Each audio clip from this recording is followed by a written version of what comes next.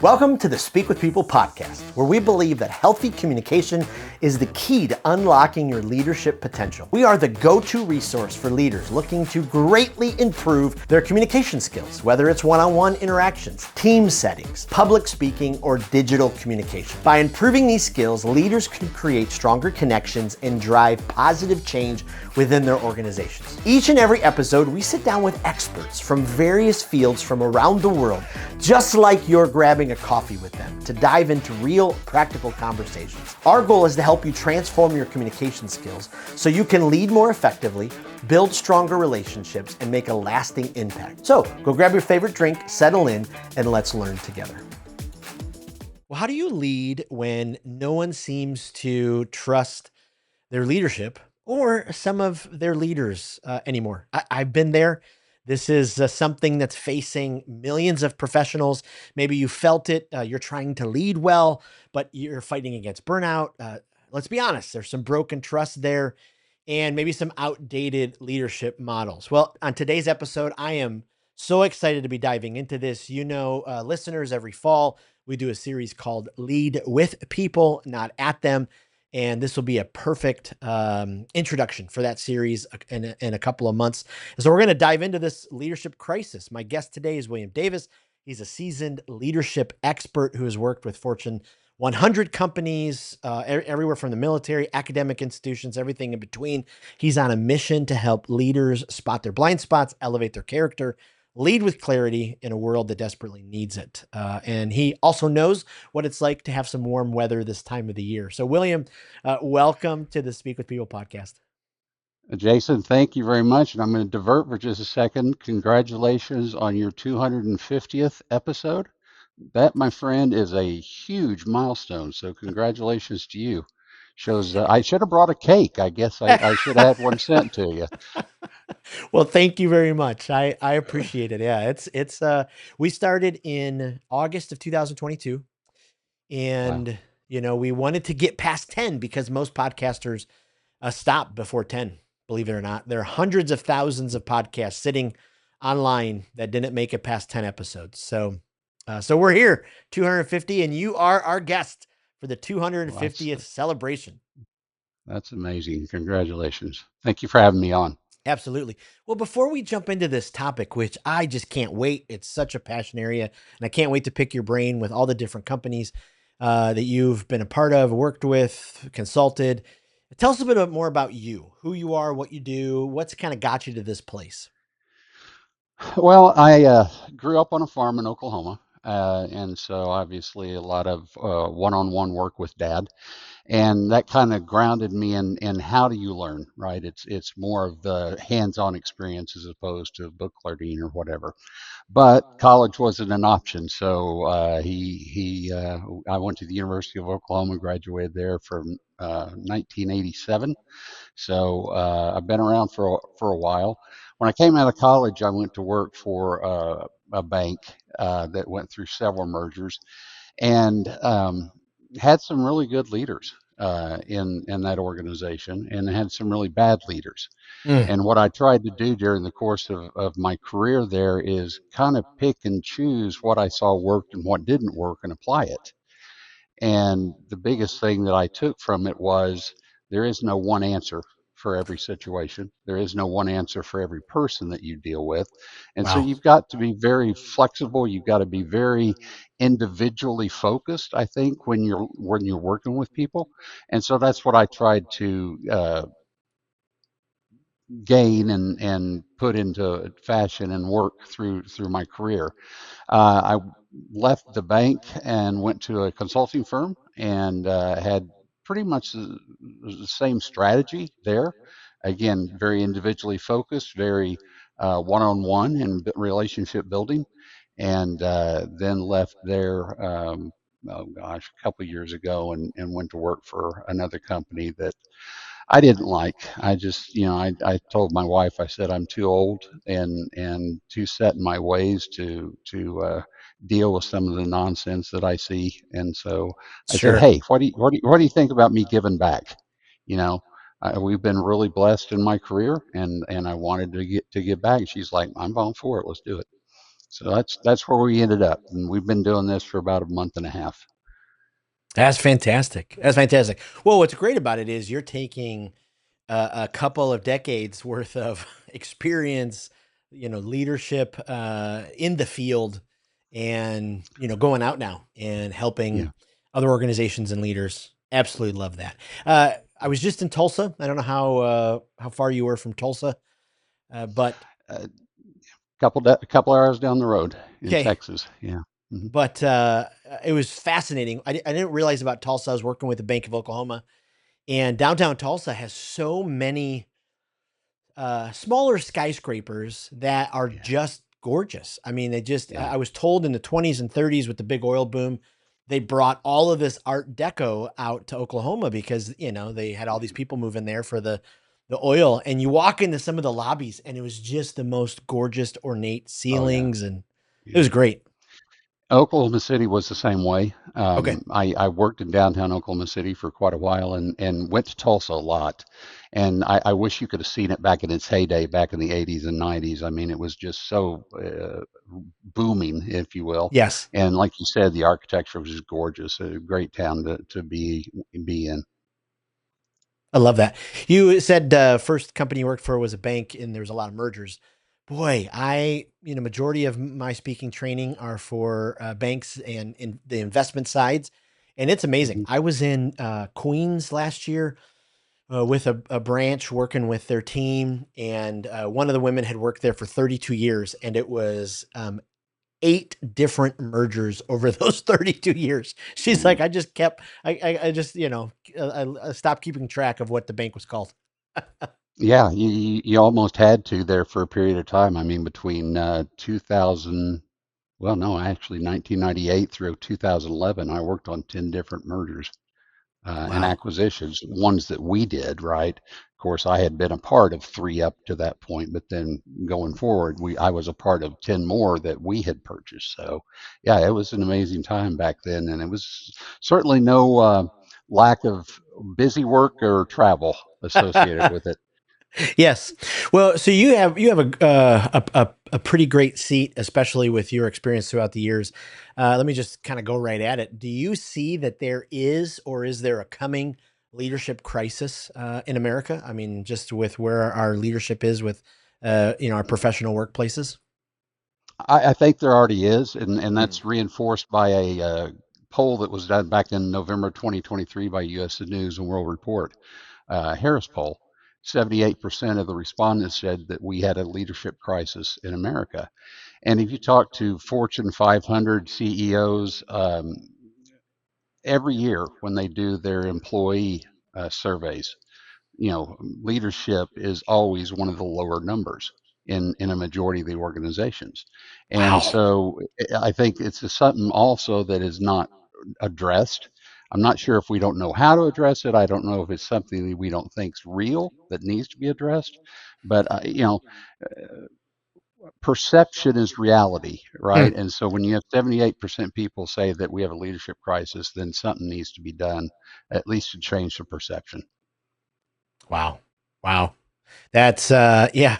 That that's pretty telling with that percentage of people. What do you think's contributed to it? Well, just, in my lifetime, leadership is an ever evolving discipline, Mm. right? The way I lead today is not necessarily the same way I would have led 30 years ago. And I mean, you think back just to the last 5 years since we had the pandemic, the way you led prior to the pandemic is different than the way you led during the pandemic because of the fact that you weren't face to face, right? And now that we're coming out of the pandemic and you have so many organizations saying, hey, you've got to come back in the office, now that leadership dynamic and how you manage changes again, right? And I think the second piece of it is the fact that technology has changed the people that are now coming up into the work environment and into the leading or leadership roles, right? Mm. Think how much technology has brought us in the last 30 years. There's a lot of great things that have happened with technology, But one of the things that has been a negative in regards to technology is the fact that the social interaction that we have together is not what it was 30 years ago.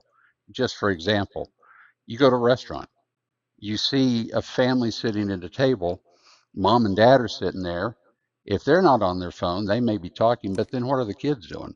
Kids are on their phone, right? Yeah. Or they're listening to music or whatever. And not only has that been a challenge in the home, it's transitioned into work. I mean, school and into work. And so the young people that are coming up, let's just say over the last 7 years, particularly through the pandemic, where they were in a structured environment where they didn't have the interaction that you and I did when we were growing up as kids in school. Now they're having to try to learn social discipline that they maybe should have learned 5 or 7 years ago, right? It's kind of new to them, and so you have to deal with that. You have to do to understand where they're at from a social maturity level, and deal with that appropriately. Mm. I love the article that you put out on LinkedIn this morning, and for people that want to go back and look at this, is May 21st. You talked about families on vacation, right? Be with your kids, interact with your kids. When I grew up as a kid, once we got through with wheat harvest every year, we as a family went on vacation.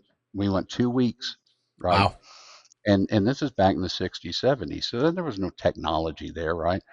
Um, when I and my wife started having kids, it was very important to me. I traveled all the time, and I said, "Look, when we go on vacation, I know you and I want to be alone, but we got to take the kids.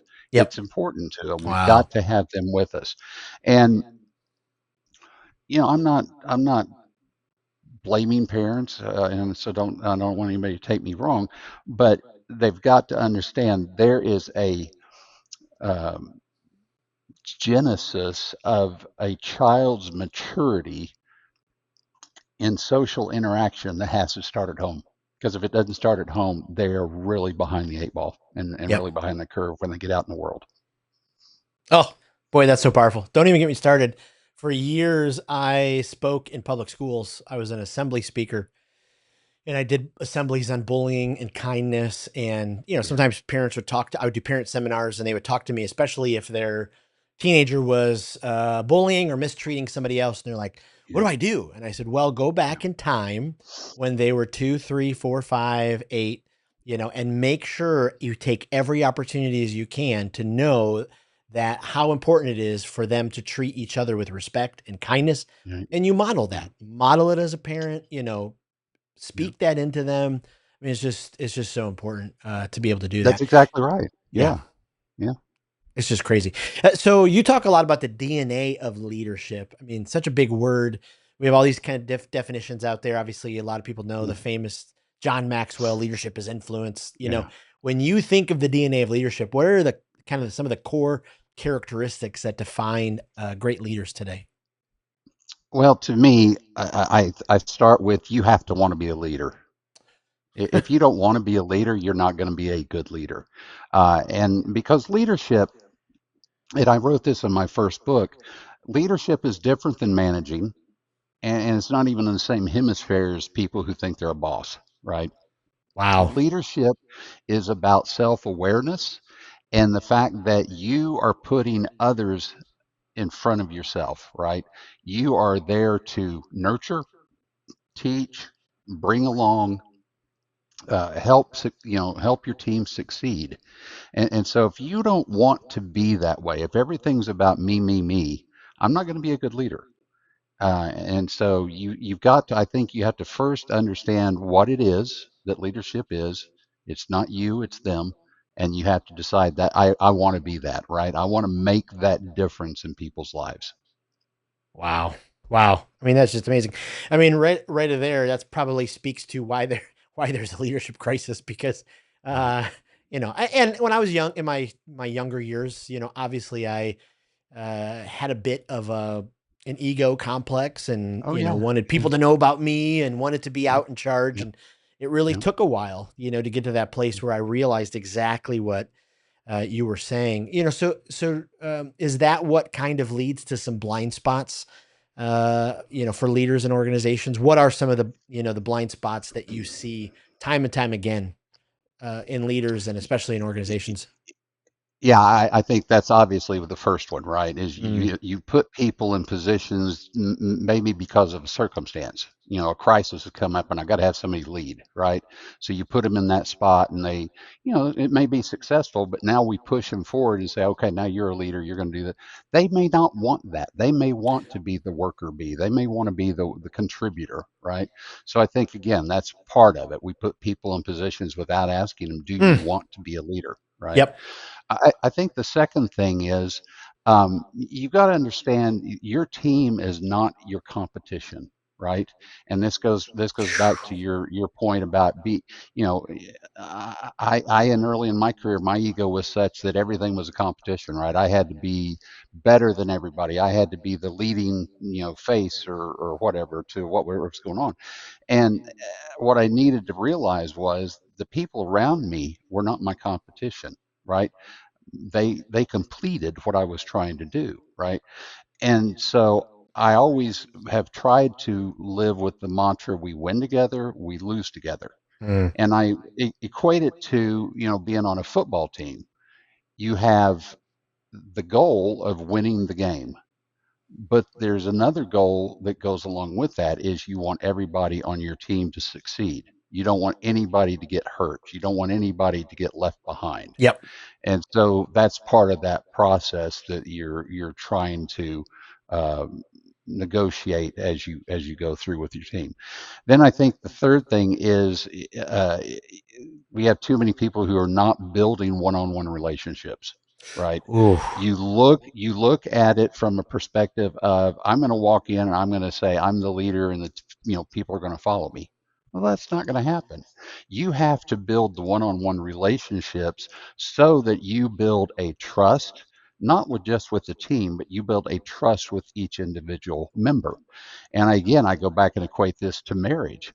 When you have a marriage, you've got two people that are coming together, however many years old they are, but however many years old they are, they have a baggage, if you will, that is being brought along with them.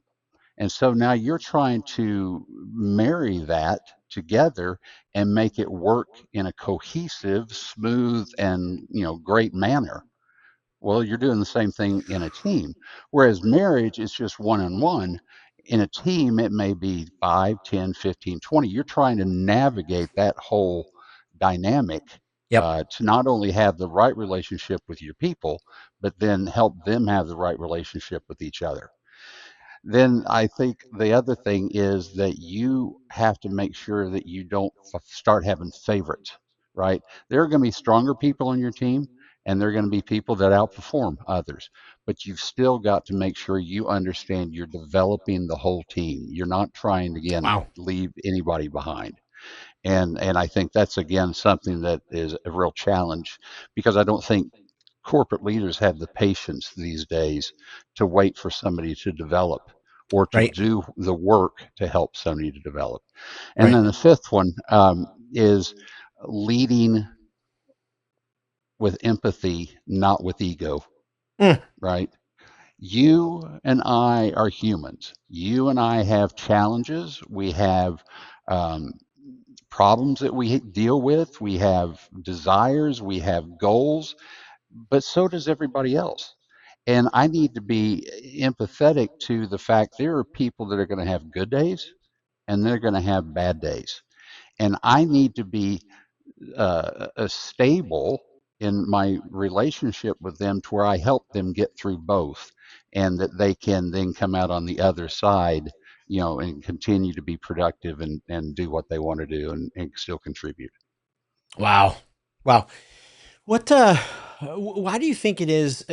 I don't know what percentage it is. It feels like, maybe it's a 30-70, 30% of leaders, it seems like, have that self-discipline where they realize leaders are readers. They want to keep improving. They want to be around other people who are improving and challenge them. And then the other 70% kind of get to that place where they're like, Yeah. I just don't have the time. Yeah. Why do you think that is, and how important it is for a leader to continue to grow and improve? Well, I think the necessity for somebody who wants to be a leader, who is a leader, to continue to grow and develop is essential, right? That is their job. Being a leader is their job. My job is not being the manager to make sure all the check marks are ticked off right on how do we get from A to Z. My responsibility is leading, and that's how helping people understand why we go from A to Z, and the steps along the way, and what happens, and what we need to look for, and adapt. So that's essential. If you get to the point where you don't feel like that you need to continue to grow, then you probably ought to do something else, because you're Ooh. going to not only inhibit yourself, but you're going to inhibit your team. I think part of the problem, Jason, that we've got is corporations have become, um, for lack of a better word, very um, cynical in regards to how we look at our people. Mm. We don't look at them as human. We look at them as assets. We look at them as digits, widgets, whatever you want to call it. And so if they are not instantaneously or within the time frame that we have determined, uh, holding up the standard or being what we think they ought to be, we don't have the patience for it anymore, right? And so we're just Yep. going to move on from them, whether it's moving them out to another area or getting rid of them or whatever. We just move on. And I think part of the challenge has come, and I know people disagree with me on this, but I think part of this came when we started introducing this bell curve and this stacked ranking and this forced ranking of our associates, in determination of raises and bonuses and so forth. If you have a team and you have, goals for them to meet in the course of a calendar year, fiscal year, whatever, and they meet them, don't now go through the exercise of trying to determine, okay, I want to now rank my people, 1 to 50, and I'm going to give 1 through 5 100%, bonus, and I'm going to give 50 down here, 40% or whatever. Mm. That's garbage. If you can't treat your people like humans and allow them to be rewarded for the work that they've done and the sacrifice that they've made, then again, you're not being a leader. I get really sick and tired of companies that do this to people, yet the CEOs get, 7, 10, 15% raises and $35 million Ooh. bonuses and stock options and all Yeah. this. And it's like, okay, what about your people? You know, Yeah.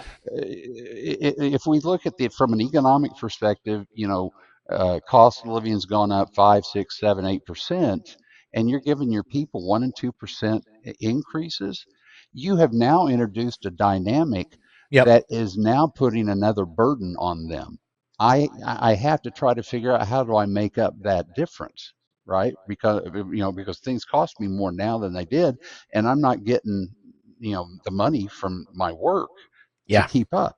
So what do I do? Do I go find another job? Do I go and find an additional job? And this kind of goes back to when we were talking a little bit about going from the remote working to back to the office. Well, when we first had the pandemic and we brought people home and told them to work from home, that they had to change their life. They had to now, especially if they had kids, how do I manage having my kids at home, particularly after school and during the summer, and be able to work? All Yep. right. Over the course of 4 or 5 years, they've done that. Now we've told them, now you have to go back to the office. Well, the same situation is I have kids that I've now had at home. I've not had to pay for childcare. Mm. I've not had to pay for, YMCA or whatever else to manage my children while I'm at work. I got to pay for that. And if my increases are not keeping up, what do I do? Yep. So we are self-inflicting a lot of this challenge that we have in the way people look at leadership on ourselves because we don't look at our people as human beings with real problems, real issues that Yep. need help being solved. Mm. Wow. So good. So good. Phew, that's incredible. And you wonder why maybe there has some cynicism, some disappointment, some broken trust slipped in, Right, right. with our folks. So, if a company acknowledges that, okay, all right, we've broken some trust, we've treated people like they were just spokes on a wheel. Okay, how can they start to move forward? Or what are ways that, healthy companies then, divert kind of the crisis area and continue to, pave a path of healthy leadership? I think the first thing is a change of attitude, right? Mm, Yeah, it's one thing to admit, but then do my actions now translate to this new attitude that I have yes. professed that I have?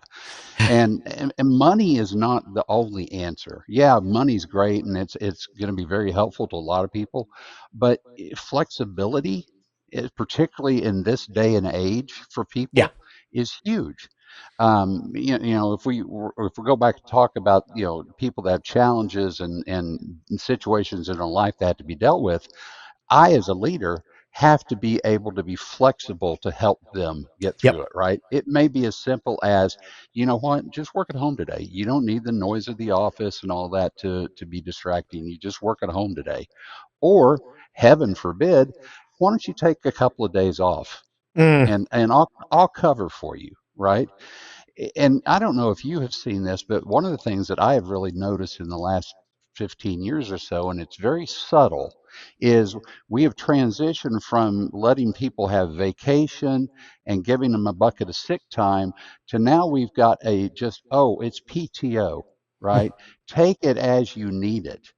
Well, the challenge with that is, and I've dealt with a lot of people that have expressed this concern, is they almost feel guilty when they go to take time off yep. because it's like, well, I have vacation in the old days and it was booked and but now you just take the time off when you need it.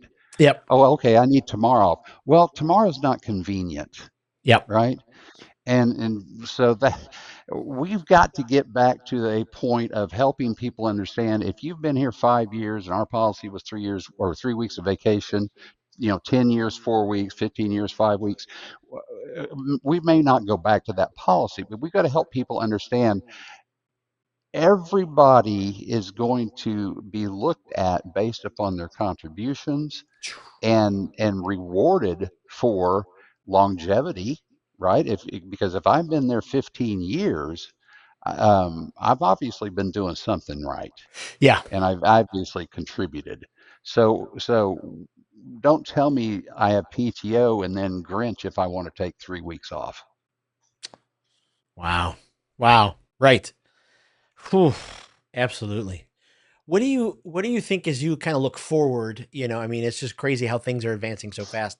What are some of the skills that leaders definitely need to make sure they have today? Probably didn't even think about it 5, 10 years ago. Well, I think it's the dedication to having the human relationship with my team. Mm, One of the things that I've always done is tried to meet my people on a level that is comfortable for them. And let me just give you a couple of examples. I never like to bring somebody into an office or a conference room and say, "Oh, let's get out, let's start talking and get to know each other," and because you are still in a boss hemisphere for them, mm, right? And there's an intimidation factor. So, perfect example, and I put this in one of my books. A young man, very new in his career, came to work for me, and he was very intimidated. And I tried to joke with him and all that, but he was very intimidated. So I said, "Look, what do you like to do outside the office?" And he says, "Well, I like to golf." And I said, "Okay, well, let's go golf." So we took an afternoon off and we went to play golf. First few holes were very quiet. You could tell he was still kind of intimidated, especially in the fact that we were sharing a cart. Okay, but the first shot that I shanked, and let him see that, oh gosh, it wasn't any, I could make fun of myself. I was yep. self-deprecating, right? You could just see the whole lid lift off of his Yes. uh, concerns about interacting with me. Yep. And by the time we got to the back nine, boy, we were talking about everything under the sun. And our relationship from that point over or point forward was tremendous. I Mm, mean, we had a great relationship. We're still friends today. yep. And so, that's the kind of way I like to try to build the relationships is get to know people on their level. It's not about me, it's Yep. about them. Yep. And when they have situations, I should know them well enough to now know how I need to deal with them, right? Some people need to be left alone. Some people need to talk. Some people need to get out of the office. But you've got to know your people well enough to do that. And this goes back to where I talk about the fact that leadership is the job. Ooh. It's not I'm a leader, but then I've got all these other responsibilities. Leadership's the job. Wow. Wow. Absolutely. That's incredible. So for the listener listening who is thinking, this is great, but I really can't influence many people from my seat. How can everyday professionals, they are leaders, they may not realize it, they may not have stepped Right. into it, but how can they lead in a way that honors the people above them, but also they start stepping into more and more leadership, so they kind of break free from this. So there's nothing I can do, but they kind of take these steps forward to be the leader that they probably are. Yeah. I think what you said is absolutely correct. Being a leader has nothing to do with title, right? It has Mm. nothing to do with position. Some of the greatest leaders I've worked with throughout my career never had a title. It was just the fact that they cared enough about people to engage them, make them feel important, make them feel a part of, and that created cohesion that both on a personal and professional level they were able to move forward and work. And I think that's the biggest thing. If you're in a situation where there's not a leader per se, they're more of a manager or a boss, you can step up and try to start establishing that relationship with the perceived leader, Ooh, right? yes. And if they're not willing to engage, then where the perceived or weakness or real weakness is with the team, just step in and start being that. Hey, if there's anything you need to help with, let me know. I'm here to help you. Right? Again, Wow. help them understand that you're not all just about you. You're about us. Wow. That's so good. Okay, so as we kind of finish up, as you're speaking to our listeners, maybe what's one thing they can do this week to transform their leadership approach? I mean, you've given us such gold throughout, but as we're kind of putting the cherry on top, what's something that you leave them with? Well, I'm going to again sound like a broken record, but how do I look at others, right? How do I look at It's others that I perfect. work Yeah. with? Do I look at them as competitor? Certainly there's a good amount of good competition, right, that you want to have, but you don't want competition in your team to become a situation of you have to lose in order for me to win Ooh. because that is not a solution in any stretch of the imagination. So I need to start looking at how do I perceive other people, and am I able to now understand that all they want is a chance at success, all they Wow. want is a chance to succeed, all they want is a chance to be a part of, and I need to do what I can to help facilitate that. Just like I would like them to do that for me, right? Yep. We go back to the golden rule, do unto others. Wow. Wow. Powerful. This is just powerful. Uh, as we wrap up, we're building this online communication library. Hopefully, our listeners can go and get some ideas for some new resources. As you've heard speakers throughout your years, is there a speaker that you just kind of keep going back to? You would highly recommend our listeners go and check out. Well, obviously, John Maxwell is one. I mean, he has some very great information in his presentations. Simon Oh gosh, I'm drawing a blank on his last name. He's out of New York City. He's an author. Sinetic? Cynic. Yep. Uh, yeah, Sinek, Simon Sinek. I've heard some of his speeches, and I think he has some very very good things Oh, I love it. to say. Yeah. We're not all podcast listeners, but if you do listen to podcasts, is there a podcast, either guilty pleasure or development, that you highly recommend? I'm going to be honest with you. I'm new to listening to podcasts, I love Jason, it. so No I'll have to worries. get back to you on that. Sounds good. And then you run into, a young leader. They're about to go to a desert island. They can only take one book. What's the one book you send them with? Well, from my perspective, I would send the Bible, right? Nice. Because again, I think the principles that we're talking about here are again rooted in Sermon on the Mount, do unto others as you'd have them do unto you. Oof. And when you have that mentality and it's genuine, right? It's not a faked sense. It's a genuine part of who you are. That's going to make an incredible amount of difference, not only in your life but others. That's powerful. Where can we send our listeners to find out more about you, your resources, all that kind of stuff? I have a website, williamcdavis.net, williamcdavis.net.